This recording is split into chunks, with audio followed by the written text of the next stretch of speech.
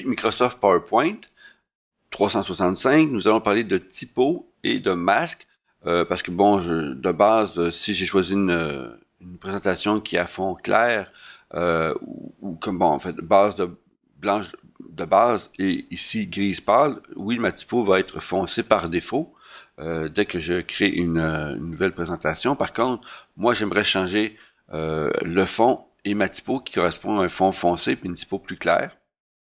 Pour ce faire, on va aller directement dans Affichage, masque de diapositive. On veut changer globalement le fond pour peut-être un charcoal plutôt qu'un noir ou charcoal, une couleur foncée.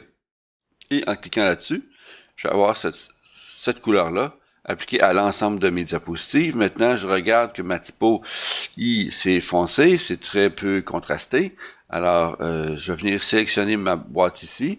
Et dès que j'ai une boîte texte de sélectionner, j'ai l'option de texte qui apparaît ici avec mes options liées au texte. Alors, encore là, je peux faire du remplissage uniforme. Je peux faire ici remplissage dégradé, remplissage avec des images, etc. Nous, ce qu'on veut, c'est simplement mettre une couleur blanche, comme ceci, pour que ça soit lisible. Et maintenant, pour une boîte texte qui contient plusieurs éléments, alors c'est pas nécessaire de sélectionner le texte, mais simplement de cliquer la boîte et de choisir la couleur correspondante, comme ceci. Alors, on va appliquer cette fonction-là à chaque boîte que je vois pour m'assurer que j'ai le texte blanc partout. Faites attention ici. Comme ça, oui, ça c'est bon. La dernière pour le numéro de page au besoin.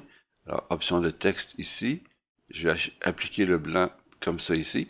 Maintenant, je suis prêt. Alors, quand je vais créer des diapositives, on voit que parce que j'ai modifié le master, ou en fait, le masque des masques, pour prendre le terme français, alors, je vois que ça s'applique à l'ensemble de mes diapositives ici. Alors, comme ceci. Certains éléments qui sont pas changés. Alors, je peux le modifier directement ici, modifier mon texte, le mettre un peu plus un peu plus clair, un peu plus foncé, à vous de voir, même coloré à la limite, et c'est vous qui décidez. Alors, c'est comme ça qu'on modifie les couleurs d'une typographie. Et l'avantage maintenant, pourquoi on fait ça comme ça, c'est que maintenant, dans mon texte, je vais toujours avoir les bonnes couleurs à la bonne place, sans avoir à modifier manuellement chacune des boîtes, comme je vois souvent faire dans différents endroits, par différents utilisateurs.